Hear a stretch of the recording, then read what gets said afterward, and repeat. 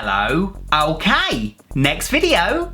If you've seen some of my YouTube shorts before in the past, you might know just how satisfying it is to watch a makeup be removed, particularly if it's an FX one and also sped up. It's just one of those things that really itch that part of the brain, you know what I mean?